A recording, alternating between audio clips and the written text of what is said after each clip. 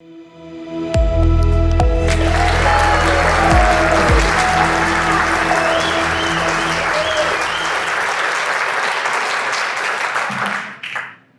good evening. Is it evening? I don't know. 5 o'clock. It's borderline evening. And it's great to have Katie back. I'm going to be brief out of selfish reasons because I don't want to take any time away that I could be listening to her. For anyone who was here the last time she was around, it is great to have you back in Nevada County. Yeah! And I want to thank the amazing leaders of the Nevada County Republican Party, Bob and Cindy and Mac and Susan and Fran. And I know I'm leaving people out, but this is not the biggest county, and it's not the reddest county, but you punch way above your weight. And it's your leadership that is helping to keep the Republican cause alive, to keep a spark burning during these sort of years of the wilderness, until we have just the right moment where it can really catch fire. And I think that's what's happening right now. And I actually think that it's more than anything thanks to two people in particular. Both are constituents of mine. One of them, Orrin Heatley. Where is it? Where's Orrin? She just leave? Oh, man. Security for us. Security. Well, Orrin has true, when you're number one out of 2.2 million, that's pretty good, right? And, I'm sure that many people here are involved and know this. Lead proponent, that isn't an honorary title for him. He's been the hardest working volunteer from start to finish for this whole thing. And the other constituent of mine that I give the other half of the credit to is Gavin Newsom. I consider him the co-author of my book, by the way. Got new material every week. I do want to thank Gavin. I always start by thanking Gavin. Because, even though he's ruined our state and ruined many of our lives, putting that aside, he's demonstrated in such a spectacular way everything that is wrong with California.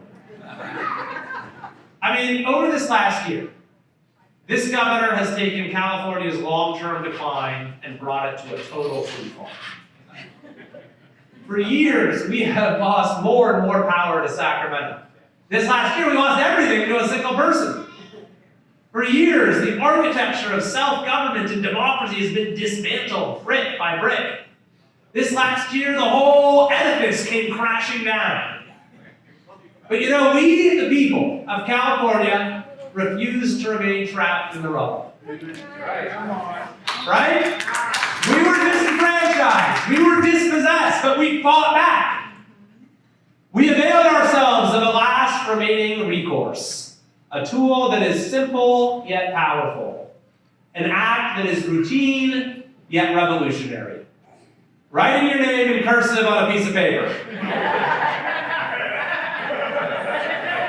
Who here signed one of those pieces of paper? All right. Who here got others to sign those pieces of paper? They've piled up, haven't they? On a breathtaking scale. Outside of Walmarts and Hobby Lobbies. At places of business and places of worship. And organized rallies are just spontaneous encounters. You have turned a sea of discontent into a watershed for our democracy. Your heroic efforts have built the greatest citizens movement in California history. You've given us hope. So thank you for all of your heroic efforts. You have given us hope, and boy, do we need hope.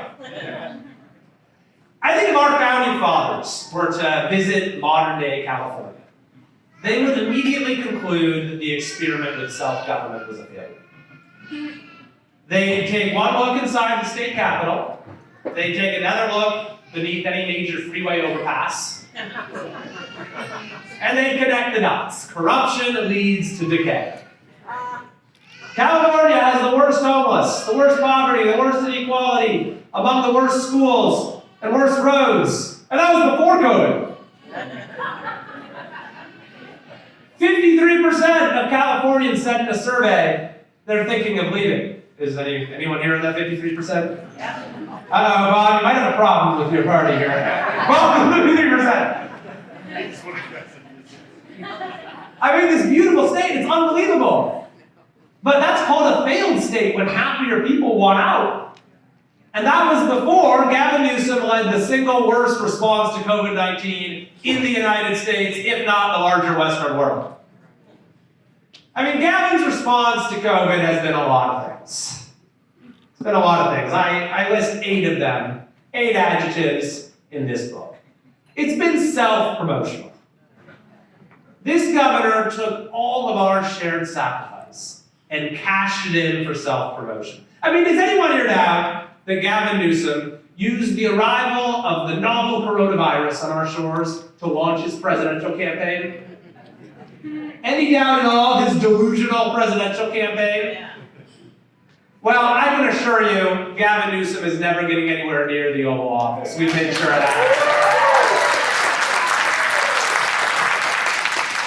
Gavin Newsom's response to COVID-19 has been lawless. Lawless. He's taken extraordinary emergency powers and abused them for personal political gain. He's put our Constitution through a paper shredder. That's why James Gallagher and I took Gavin Newsom to court, and that's why we won. We don't have dictatorships in America. Gavin Newsom's COVID response has been corrupt. Corrupt. He has caused your kids, your grandkids, to suffer, to wither. He has mortgaged their future so that he can get a pat on the back from his biggest campaign donor, the teachers' unions. That's why I call him America's most corrupt governor, and it's why we'll all be calling him America's most corrupt ex-governor by the end of the year.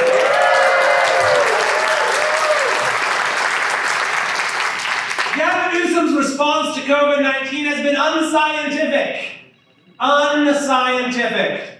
We've had the worst lockdowns, 50th out of 50. We've had the worst school shutdown, 50th out of 50. We were the last to open everything, restaurants, gyms, museums, youth sports, bowling. I mean, bowling. Inherently socially distanced. 50th out of 50, last in everything. Newsom says this is about science. It's apparently about science that only he has access to.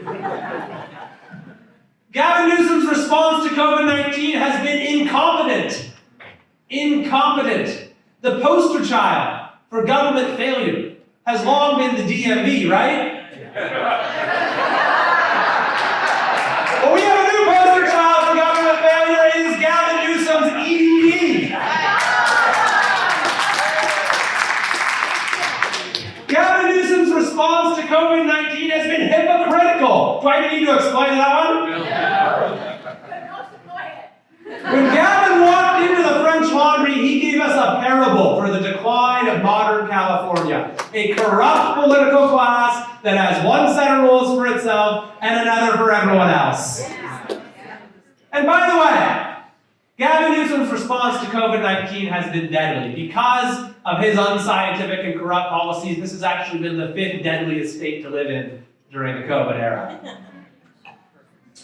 But we now have a chance. We now have a chance not only to end the unprecedented abuses of this last year, but to turn the page on the long-standing abuses that got us to this point. We have a chance to end the era of California corruption. And that is why Gavin Newsom is panicking. That's why Newsom and his cronies are so maniacally worried. I mean, their response to the recall has been something to behold. They call it the California coup. A vote of the people. Only in California would a vote of the people be called a coup. They say we're trying to overturn a democratic election.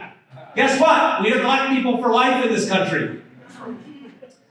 They said that their strategy was, quote, all about reducing signatures. Sounds a lot like voter suppression to me. They say, oh, a recall is too expensive. We could pay for 400 recalls with the cost of Gavin Newsom's EDD fraud. They say this is the work of right-wing militia groups, whatever that means. Ignoring the hundreds of thousands of independents and Democrats and Bernie rats that Gavin Newsom has brought together to sign the petition. And now, of course, our political class is responding to the recall not by trying to govern the state better, but by trying to make recalls harder.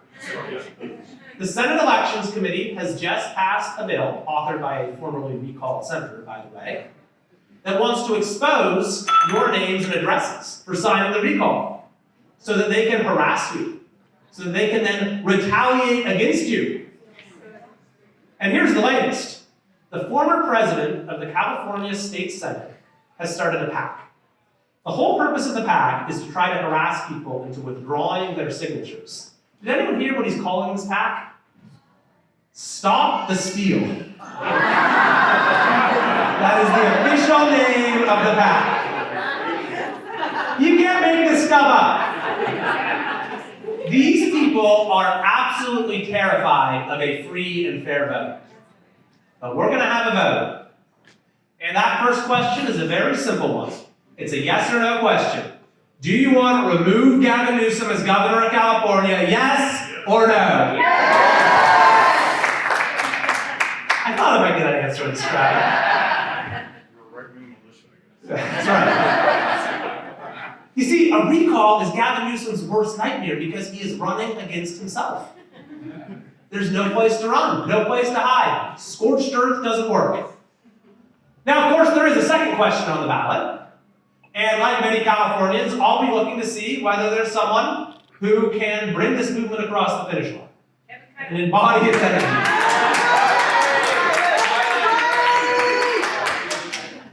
Someone with the tenacity to take on our state's corrupt political class and the humility to return power to the people. You know, I think maybe the most important job of our next governor is to make it less important who the governor is by returning power to local communities and to the people. Yeah. That'll mean revitalizing the whole idea of citizenship.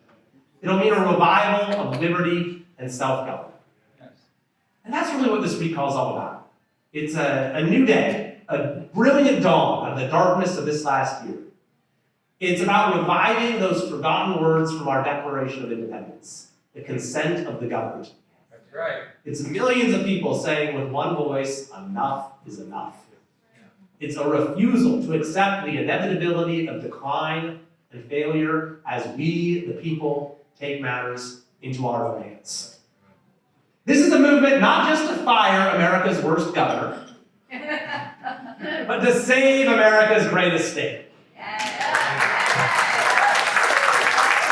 We've already made history, and now comes the fight for California's future. And it is an honor to be in that fight with you. So thank you very much. Let's bring on Katie.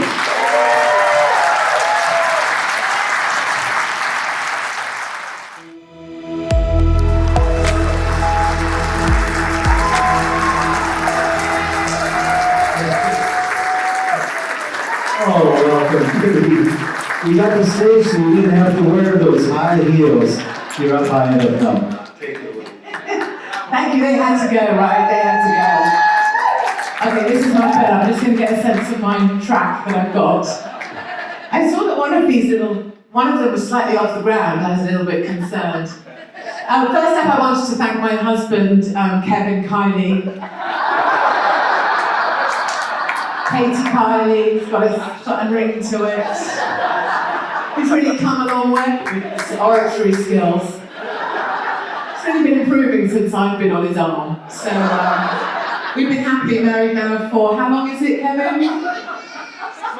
6 months or so, yeah. So we're still in the honeymoon phase. It's going good. We're still one of those luck down couples who are actually having sex. Who knew? Things could get a little salty, be afraid on the front row. I was talking to someone about whether it should be salty or not. They were like, yeah, hell yeah, Katie, just go for it. It should be as salty as you like. I want to get Eddie to stand up. Stand up, Eddie. Stand up. No excuses, just because you're 84. Turn around and face everybody. Face the crowd. Eddie. So lovely Eddie. Yes, stand up, hold on to him, make him face everybody, but it's a bit, oh, sorry, sweetheart. I want everyone to see you, because I love you. Eddie, you're 84, correct? 83, pardon me, you look older.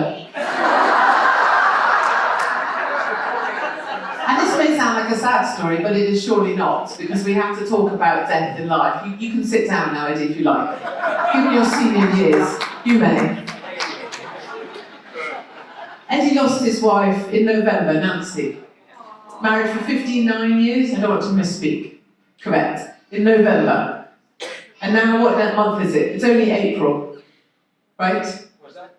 Right now it's only April. Aren't we? We're in April now. Eddie, otherwise your dementia is worse than I thought. Yeah, have a little look. Right. So you lose your life partner of 59 years a few months back, and yet you come to an event like this, dressed like a dapper dandy, and you're the life and soul of the party. Sometimes we think that we have adversity, we don't even know what adversity is. Adversity is what faces, I'm sure, you every day when you wake up without your wife that you still speak to.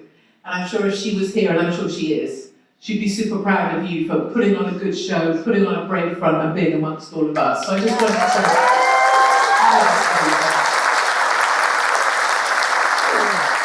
also, he's lined up to be husband number 2 after Kevin, so I'm not saying bad things happen to people that go against Democrats. But if Kevin were to be suicided, not of his own volition,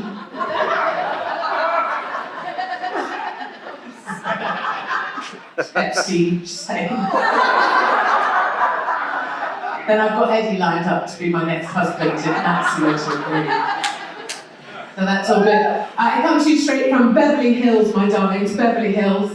And in Beverly Hills, the only conversation you can have is, have you had the vax? Have you had the vax? Not necessarily in that language, but I'm no good at doing an American accent. Or which one did you get? Which one did you get? Did you get Moderna? Oh, I got the AstraZeneca. What did you get? Oh, J&J. J&J. They talk about it like it's a bloody pair of sunglasses. These women are psychotic. So I came to they say, oh, did you have the vax? Which one did you get, J&J? Oh. That's all you have to do, actually. It scares the shit out of people that have had it. Oh, that's the one my mum had before she passed. It's true. I think we would all agree, wouldn't we? We don't actually care if you want to have the vaccine. Great. Good for you. Have the vaccine, have to. Have everyone from every different brand if you want. Just bloody well don't tell us what we have to do as well. Leave us alone. That's my God, my bloody choice. In the UK, our media are completely complicit, obviously, with the vaccine bullshit that's going on. And we had a cellist the other day, darlings, and he went to have a vaccine. Best day of his life. Best day, have you heard that? With the vaccine, best day of my life. Yeah, shit me. If that's the best day of your life, sorry for my language. You don't care. You passed it. Yeah, you're rocking a mullet, you couldn't care. I'm 8 years old, Katie, I've got better hair than you. Sod your language. Okay, look. You do rock that haircut, by the way. You really do. In fact, this lovely boy, come here a minute. Would you come here with me? I won't need you. Face them and wave. You're not the cutest. So, not. Oh, no, don't break my heart. You're going to make me cry on the stage, and that's no good because I have to be a tough cow. I know, because you're going to make me cry. So is he not the cutest? So he goes around and cuddles everybody like that. Is that not great to see a kid just cuddling the hell out of people? Right. Anyway, so they're all busy having the vaccine. We had a cellist, and because it was the best day of his life.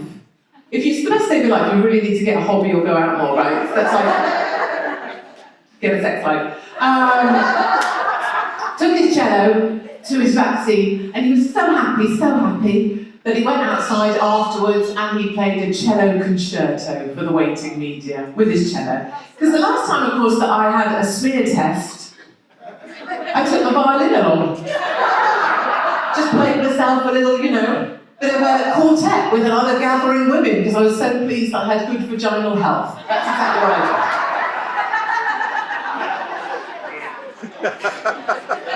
Jesus. We've gone straight for the vagina, Bob. We're not even 5 minutes in. So spoke to Mum about how salty it was going to be. Salty! I've been watching some of my Katie's Arms. Anybody been watching Katie's Arms on Instagram? Yes. Bob was like, okay, Katie, but just don't go with the helicopter willies. Don't go that far.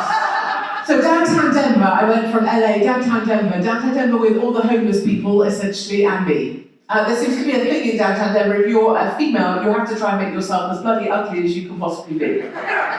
And the Democrats do a great job of that. They set the bar exceptionally high. So I'm the ugliest woman I've ever seen in my life. Felt beautiful for a whole week. It was a very charming thing. So downtown Denver in the hotel, they have this thing where you're only allowed, I'm sure you've heard some of this, one person in an elevator at a time. Or one family group in an elevator at a time, right? You'll notice I'm translating lift to elevator for you. I know. Right, British people, bloody making an effort in the colonies. Don't mention the tea. So anyway, I'm in the hotel and they've now got this massive line in the foyer, the lobby. What do you call a foyer? Lobby? Foyer? Something, reception. Good. Yeah, anything we like. And because nobody can get in an elevator because the elevator's always got someone in it, and when an elevator opens, you can't get in, right? So 2 days into this, and I'm like, I'm pretty done already. I'm like getting older rapidly. Like I need to live my life and get on with it. I can't be doing this queuing thing, lining thing. I'm on the 7th floor, so the elevator opens and there's a damn family in there, and I'm stood in the line with everyone else, so no one's going anywhere, and I'm like, you know what, guys, can I get in? Because frankly, I just don't give a shit. And there's a guy with tattoos. Where's my lady with the nose piercings? There she is. So tattoos, piercings, they're a great indicator of people who are not into the mask, right? They're a sign. Hell no, exactly. They're a sign of our people. They are our tribe, as it turns out. I'm going to get tattoos and piercings immediately, everywhere. I can show you my existing piercings later if you like, Bob. Why do I say that stuff? Where does it even come from? I need to stare at myself. Bullshit. So, no one look. If I fall over, the deal is no one saw, right? I just get up and carry on and pretend it didn't happen. That's sort of how that works. Okay. So anyway, elevator opens and I'm like, I just don't give a shit. And the guy in there with the tattoos goes, come on in, I don't give a shit either. So now we're going down and I'm already in love with this guy. And we get to the 5th floor, ping, the elevator opens, massive line of people. And there's a couple with their child. And I'm like, do you want to come in? Because we don't give a shit. And they walk on in and they go, we don't give a shit either. So now I'm going down to the ground floor. I'm like, actually, guys, you know what? Can we go back up to the 14th floor? Because you were totally my favourite people that I've ever met in downtown Denver. And I think that's actually a good message for all of us. You know, it's very much like well, kind of like in a different scale, the recall thing. If you act as a gateway for other people, it's an opportunity for others who might be slightly concerned to go, actually, I don't care either. And isn't it a glorious thing today to see people without masks on? People's faces, see people smiling. There's a whole world of communication that we've missed out on, right, with faces, especially when you've got a face like mine, which is like all over the place. And I feel like, we think they took so many things from us. They took, they made you wear your mask, and then you have to stand on this circle, and now you're not allowed to be so close to that person, and now this, and now this. But the thing is, they took stuff from us that we don't even know either. They took the joy of being around each other. They took the noise of us listening, when we were outside, the noise of people, right? This is the stuff of humanity. This is the stuff that we fill ourselves up in, right? It's like plugging in one of those god-awful electric cars. But at least it allows you to fill it up and recharge yourself. And that's what you're doing here today, I think. I think even just by being in the room together, you're recharging. And when you go home tonight, we'll all feel better because we got to see each other. Who was the lady in the bathroom with me earlier? We were talking between the stools. Just chatting like girls do, whilst we're having a wee. The thing is, we're just so happy to see each other without masks. And it's true, I haven't had that chat over a wee before, but I'm glad we did it here today. always chatting. So you'll notice that I'm not actually here. We're very clear about it, I'm not here. Because British people are not allowed to be in America right now. Because we have a very special kind of Ebola. We have the British version of Ebola, which means all of you are going to die imminently the minute you leave this building. In fact, you make it out to the week, you'd be surprised. This could be the end, Eddie. After all this fight, after all these years, now that we're coupled, it's over. In fact, we may as well all head to the bar straight away after this and just drink on. Yes, wait, yes, not you, darling, you're 8. So I have a very British form of Ebola, which means I'm not allowed to come to your country, although obviously half of Mexico, but perfectly fine. I'm also not allowed to leave my country. It's illegal to be more than 7 miles from your home address in the UK. 7 miles, and you're only allowed to make that journey alone. You're not allowed to be in a car with someone else and go and buy groceries. You may only go alone. People are being arrested for being in their car on their driveway. And people are on their car in their driveway because, frankly, if they spend one more second with the husband they've been married to for the last 20 years, they're going to stab him in the heart. And I totally understand that. My husband tidied the cutlery drawer one more time, I would have ended his life very happily. I went to see my mother and father the other day, and Mum was showing me, Mum's a big believer in what she sees written in the paper, and there was a lady, she just stabbed her husband to death. And there was pictures in the paper of them on a cruise. But they were just on a cruise. They were mum and dad's age, they were happy, on a cruise. She just stabbed him to death in the kitchen. Over lockdown, she stabbed him to death over an iPad cable. They had a row about who could charge their iPad first, and she stabbed him to death in the kitchen. My mother said, and I feel exactly the same way about your father. That's right? Lockdown is quite testing. I agreed to be married. I did not agree to spend 24/7 with any other man in my life. No. Same with children. I agreed to have children. I did not agree to see them every damn day. Those are different things. Anyway, so we're completely banned from everywhere. We're not allowed to go out, we're not allowed to leave the country, and it's illegal to go on holiday and illegal to leave the UK at any time, so I'm definitely not here. But I was determined to come back to this great country, the land of the free, because it is my second home, because of the Recall Newsom petition, and I wanted to personally come here and thank the great Americans that have made this amazing thing happen. I'm bloody up all of you. So I decided I was coming, and also the time for asking permission is over. And the time for waiting to be told an answer is through. So jolly well, Carmine, jolly well did. And I did that by I would call it a bit like being on, monkey bars, where you swing from one bar to another, and each time you have to sort of beat some other crazy rules that some fat politician in a polyester suit has made up for this day, because they felt like making up another crap rule, right? So how we're living right now. So first up, I had to go, I'm going to need a volunteer. Oh, Kevin, prepare yourself. Don't point at Bob, my darling. 6 months married, we're still fine.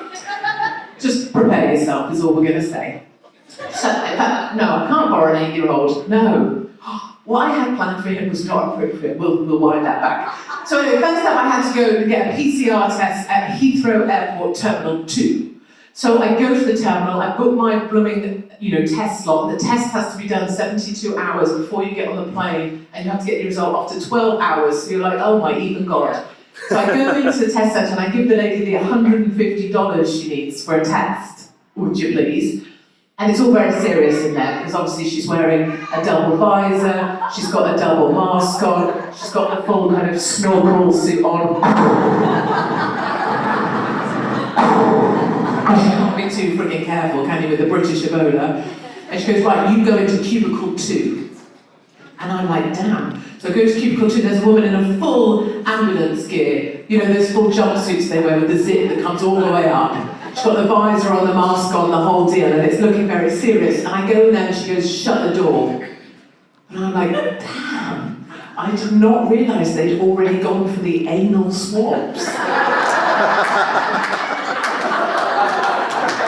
Get it?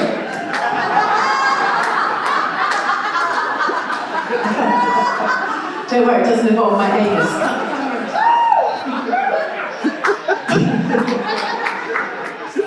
Okay, this took a turn.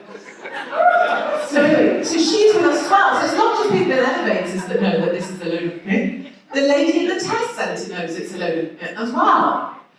But you know, she still needs to put a roof over her head, and she still needs to be able to feed her children. So that's the reason she's doing her job. Think about that. Right, well, I'm trying, my darling, my very best. Good heckling, though. I'm speaking. And, there's a good heckle. I'll speak about that. So, the thing I think we would all agree is that there's no damn well such a thing as a non-essential worker in America or anywhere else. Everybody is essential. And we will not use that language. We never use the language of I'm an essential, I'm a non. Everybody who works for a living, puts a roof over their heads and tries to feed their damn children is an essential worker. And nobody is going to tell us otherwise or put that language in our mouth. So, so now I'm on a plane and I've decided first up I'm going to go to Germany. So I'm going to trick them by becoming a transit passenger in Germany, mostly because no British person ever wants to go to Germany. Because all German people are exceptionally weird. They lack a personality, typically tend to be quite autistic. Angela Merkel, for example. Angela Merkel could kill both of her parents in the night with an ice pick and still turn up in the EU at the Parliament building at 7 a.m. to discuss fisheries policy in a pantsuit and no one would ever know. That's the sort of thing German people are like that. Germans don't really want British people there at their airports either because we won both the World Wars and one World Cup. And we're considerably less ginger. So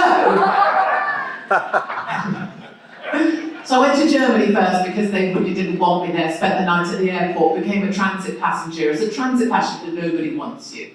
So off I go. The next morning I leave for Mexico City. I'm travelling on a journalist visa, which doesn't work anymore in the States because I've got Ebola. But Mexico City kills more journalists every year than any other city on the planet. So I was like, okay, where's the one place they're not going to suspect that I'm going to want to go? Mexico City. Last time I think I saw you guys, I'd come in via Barbados, actually. That's a whole lot easier, I'm going to just say that. 22 days in Barbados was not so hard. Although, I remember being in the fishing village, and I was the only white woman in the village because no one was travelling at that time. And the Bajan men, as adorable as they were, shouted out at me, oh, white lady, next time you come back, bring your younger friends.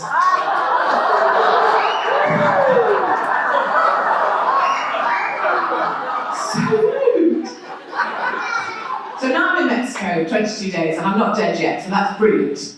I did take a tumble in the street, actually, when I was out for a run, and this man with dark hair and dark eyes picked me up, and then he offered me drugs. This is a great city. So now I need to make my break for America, and in order to do that, I had to get another PCR test. Don't worry, there's no coming. But the great thing in Mexico is that you, instead of going to this whole stupid airport thing and doing all of that business, you can go and get your COVID test done on the beach. So on the beach, there's a little guy called Alejandro, bless you. Ooh, Kevin, have you lost your sense of smell or taste? I'm just saying, Cindy, Bob, spread out. You go to see Alejandro on the beach, and Alejandro is dressed loosely or notionally what he thinks might look a bit medical. It's not medical at all. And he sat there essentially with something that represents a Q-tip. Literally, it's a Q-tip in his hands. And what you do is you go and pay Alejandro 20 pesos. I know, it's quite exciting guy, keep squeaking. And Alejandro goes to the back of his medical tent. It's just a tent. He goes and gets a negative test certificate and gives it to you in exchange for 20 pesos. Yeah, no test involved. Nothing went anywhere. It's just a transaction for 20 pesos. So I reckon once we get the vaccine passports, I'm just going to do us all a favour, get down there, see Alejandro, buy a few thousand, right? Yeah. They've rebranded the vaccine passport in the UK. You know what ours is called? Ours is called the Freedom Certificate. Oh, yes. We love the way they do that with language. An illegal becomes a dreamer. A freedom certificate, you know, for a passport. What are these, police officer? Oh, these are freedom bracelets. Yeah. Sure, I've been in a few of those in my time. So now I am on a plane and I am headed towards Colorado, where I'm going to do 18 dates in 14 days. And I get there to the immigration, and this is the point where, as a Brit, you have to be really, really smart, because you have to choose which immigration officer you're going to go to. Right? There's a nasty little woman, usually dressed in polyester, who's eaten too much of her own fridge. And she says, like, number 2, number 4. So you just ignore her completely, and you have to do what you think is right for you. So I am not going to go to the little Weasley-looking woman who clearly is a vegan, you know, and isn't married, or hasn't ever had fun or a gin and tonic in her life. That's not happening. I'm not going to the Weasley little Democrat-looking man with the bouffant hair. That's not happening. He could be related to Newsom. No one's going near him. I'm going to go to the guy that looks like he kills and eats people for a living. Not like you guys, good solid American types. So I pick my guy and I go up to see him and he goes, I think I've let you into America before. Yes, you have, yes. And listen, at this point I will do anything for that man. And he goes, I think if I looked in your passport, I would find my stamp. Yes, you can see me naked if you want, I'll do it. I would probably put him off, to be fair. And then he goes, welcome home. I know, right? So now I'm at the baggage carousel. And I'm having a little cry because it's been a bit emotional, I'm not going to lie. And this lovely little American lady comes up to me and she goes, oh, did you lose your suitcase? No, I just broke into the land of the damn free. It's much better than a suitcase. But of course these are hard times and these are difficult times, and I totally get that. So I can jump around like some lunatic, but these are tough times. My country is unrecognisable. I know we've all been doing lockdown. I know it's been revolting, and to all the students that are here today. I mean, isn't it great, students? If you come along to a kind of notionally Republican conservative event, you get an applause for just being younger than the rest of us. Stand up, students, stand up, right? Everybody cheer because they are young. Now, I really appreciate all the students that are here. And I think many of us would want to say, even in our geriatric years, that we're really sorry for what's been done to your education. We're sorry for what you've missed out on, and we're sorry for what they've taken from you. It's sort of easier when you're older when they take stuff from you, because we've seen a bit of stuff, right? But to watch young people have this stuff done to them, and you told me you've missed 5 of your friends you don't speak to. Yeah, so what? Exactly, so what? He just did that. Because 5 of his friends don't speak to him anymore because he doesn't wear a mask, so they don't want to come and play with him anymore. But instead you've made better friends, haven't you?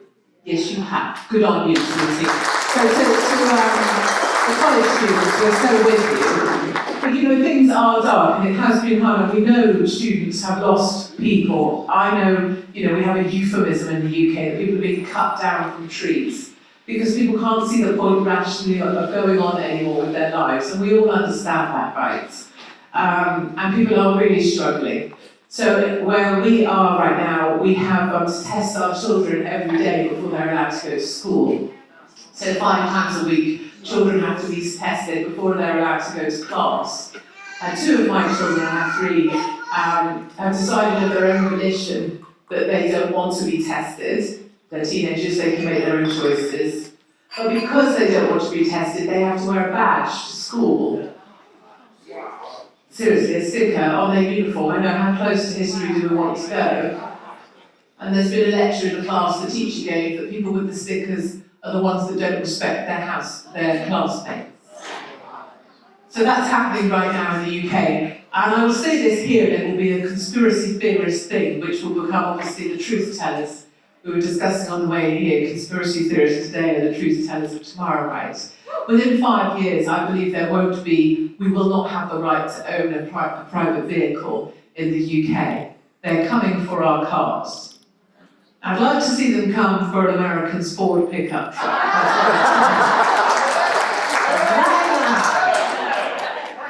They are already restricted. You can see how many miles we're allowed to travel without permission. They've dug up the main roads in a lot of London whilst we've been under lockdown. They put cycle lanes where there used to be car lanes. They're already getting rid of petrol and diesel cars. It'll just be an electric fleet. And then before we know it, we won't be allowed to own a vehicle in the electric fleet. And then before you know it, just like they do in California now, when they turn off your power, of course, what can you do with an electric fleet of cars? You can turn off the whole damn lot. So that's definitely coming in my country. We're going far down a dark path very, very fast. And Boris Johnson, the potato in a wig, has totally sold us out. I truly believe he was visited at some point. It's not about having COVID or his weird lefty girlfriend, who's obviously a psychopath. But he was visited and offered something to sell out our country, to crucify every single business, to crucify every small business, to remove the right to own property because people won't have property soon because they can't pay their mortgages, to take away the right to a private vehicle, and to take away the right for families to be able to have their own sense of destiny. We have a situation which I know you'll relate to, where the government is now paying 80% of people's salaries, and it has been for a year. So people are getting 80% of their salary, and it's still coming through as payroll. So they perceive that they still have a job. But in fact, during that year, of course, all those businesses have gone to the wall. Those businesses don't actually exist anymore. And when the government money stops, when they decide to pull that plug, all of those individuals who think they have a job don't actually have a job or a way of paying their mortgage or feeding their family, and the state has total control. So you can all see, you've seen here in America exactly where this is headed. And that's the difficulty we face, and that's the darkness that we're under. And I see that here too. It's not easy here, is it, either? It's been tricky for you guys. I was here for the installation of Biden, and that was a horrific thing in downtown DC, where, there was nobody. There was just me. Nobody went there. 100,000 National Guardsmen willing to open fire without warning. And I was like, well, that's definitely the place I need to go. I went there to witness it, to be a faithful witness to what I saw. And of course, it's exactly what we were talking about here today. Without humanity, you don't feel anything. You can't feel it. I felt nothing the whole time I was there. It's like completely numb. And watching him being installed, I was just one of a handful of people. And I wanted to explain to you a little bit how the media were working. This here is a National Guard's sort of setup. So there'd be trucks, there'd be the National Guardsmen with their weapons, they'd be, manning a sort of area or a crossroads. The media would set themselves up here, right in front, the National Guard's kind of post. So it looked dramatic, so you've got the weapons in the background. They would then send the lighting rig to light the National Guard to make it really clear that it's very dramatic, Then they'd position themselves here to do their piece to camera down the camera lens, back to the studio, CNN with Don twatting Lemon. What's he called? He's so slow when he speaks. Is it Don Lemon, right? So, yeah. I just don't know if he's under the wrong speed setting or not. And so, he doesn't have enough scripting for his time in studio. I don't know. There's just endless pauses. Anyway, so they have their CNN team here in front of the drama, and then they are down the lens with studio, and they're acting like it's Beirut. They're acting like it's the Green Zone. It's the Green Zone here. See the National Guard, 100,000 National Guard, nobody's here, not a soul, no one at all. They make it so dramatic, acting like it's absolutely terrifying down the lens. And the guy in the CNN studio is like, well, thank you so much for your bravery being there. If you panned around to here, you are literally looking at the Hyatt Hotel. Right? And I had enough of this by about day one. So there was Al Qaeda TV here, what do they call them? Al Jazeera. Right, they're doing the same stuff. They found their National Guards. They're trying to be dramatic. They're acting like it's the green zone. And I, meanwhile, had bought myself, not a pussy hat per se, but you know those hats with the double wobble, the sort of Mickey Mouse one. It was bloody cold, it's like -2. You weren't allowed to go in anywhere. It was the most miserable time of my life. And I was out for my morning jog. You can see where this is going. With my Mickey Mouse ears on, dressed like an absolute lunatic. And Al Jazeera TV are here, live, covering from DC where it's a green zone and it's Beirut and everyone's going to die immediately. And so I just thought I'd take a little jog through the back of their shot.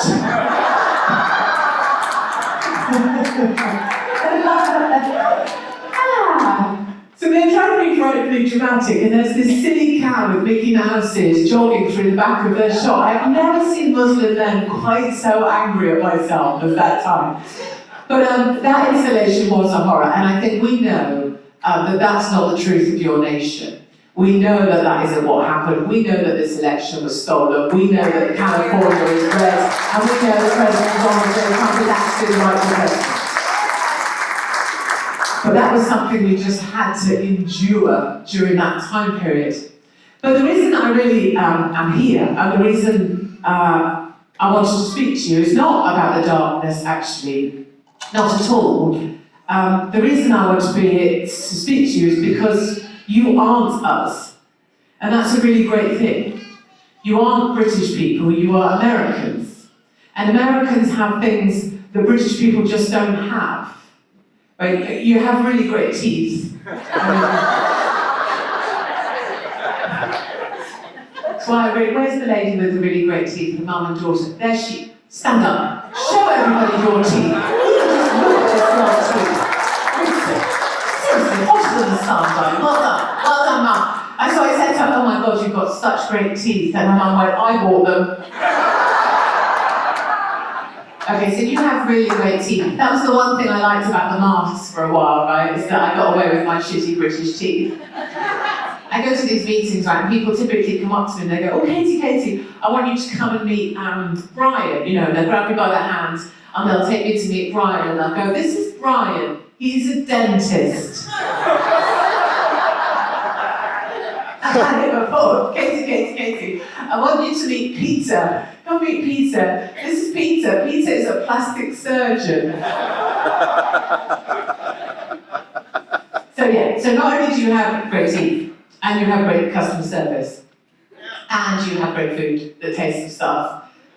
One weird thing you do actually is you speak to each other in the elevator. We don't do that. British people don't do that. We get in an elevator, we look down, we pretend no one else is in there, and then we wait for the thing to stop, and then we just get out. That's what we do. The first time I was ever in an elevator with Americans, hi, how you doing? What floor? How's your day going? How's things? Holy shit, who are these people?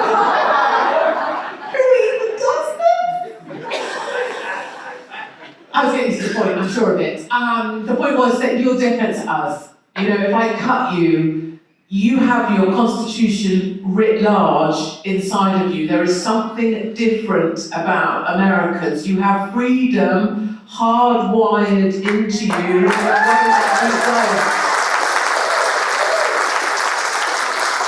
And I am actually, for all I joke about the colonies, I am a respectful foreigner and an outsider, and I know that you've chased our British asses out of here once before, and you can do it today again.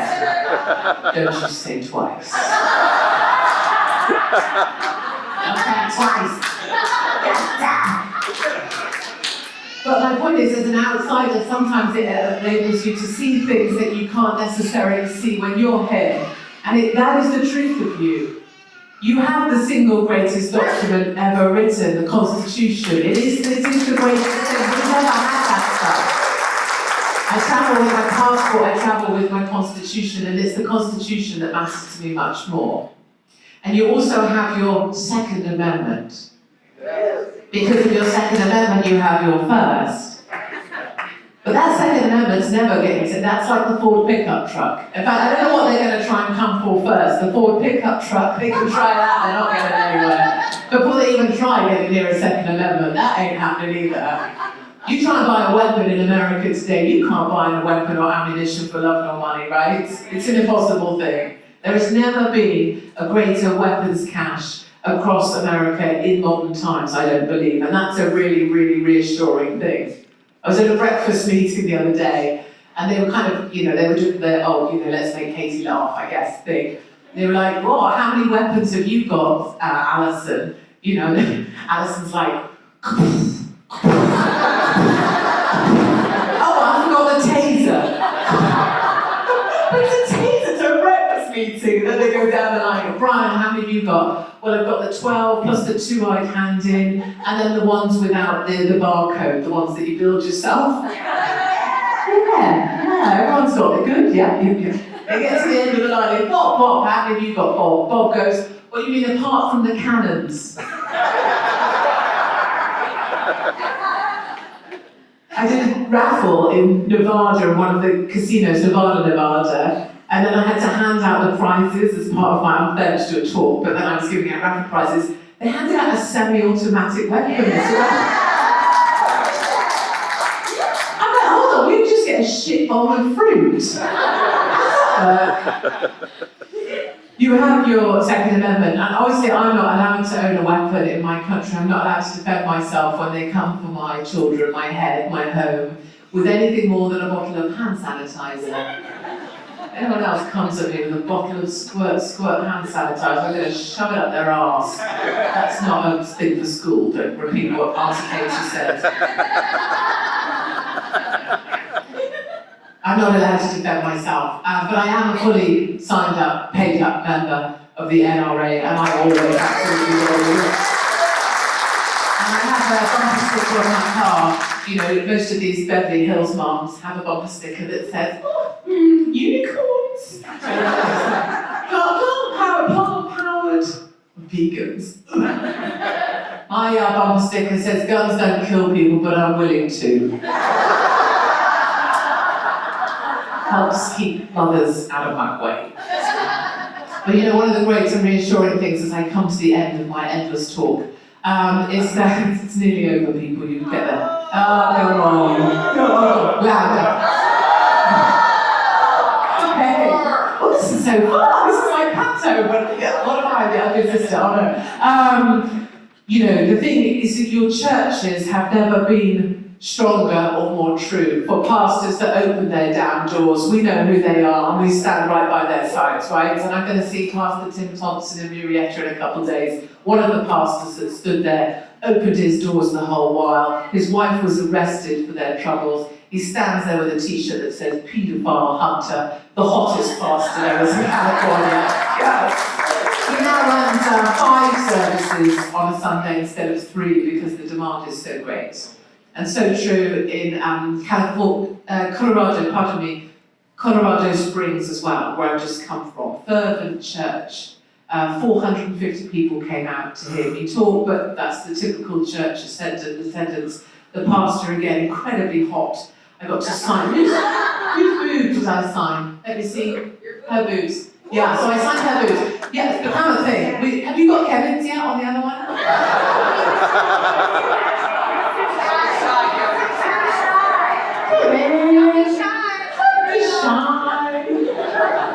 Anyway, I was signing the pastor's chest as well in Fervent Church, very hot. Colorado Springs women, people. Seriously, 8 children the pastor's wife had. 8 children, and everything was still high and tight. So impressive. So impressive. Colorado Springs women, I swear to God, they could do rodeo, side saddle in the morning, produce a couple of kids mid-afternoon. Pastor's wife was there with a gun on her thigh. And they could still have another one on the go in time for breakfast. Colorado Springs. Where was I going with this? Oh yes, churches. Religion, naturally. Your churches and your faith have never been more secure. Having spent time with South Africans, they say there's 2 things you can rely on, God and the land. And I know what's happening now. We know people are pulling back to that. This idea of Democrat or Republican, it feels so ancient to me. It feels like a language of another time. We're not about that anymore, I'd argue. This is about values. This is about our kind of people that just want each other to feel a bit better about their lives for one day. For one day, we want everyone to feel a bit better, and we're pulling back to that. We're pulling back to values that are about feeling a bit better, being free to live your life just as free as you bloody well choose to be, not telling anybody else how to live your damn life, and remembering what matters, and that's faith and the land. Those are the two things that matter to us. Your faith has never been stronger. Your family is together, and we are your family. And to all the students that are here, we applaud you just for the thing of being young.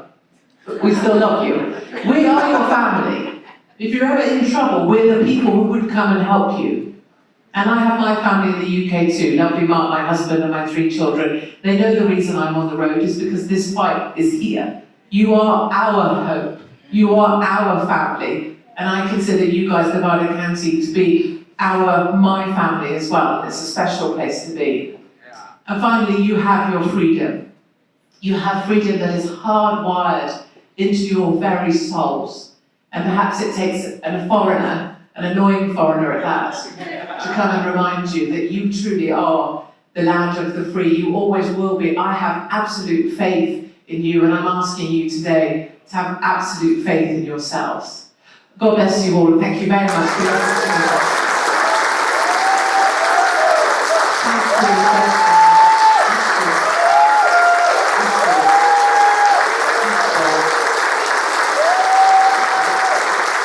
Thank you.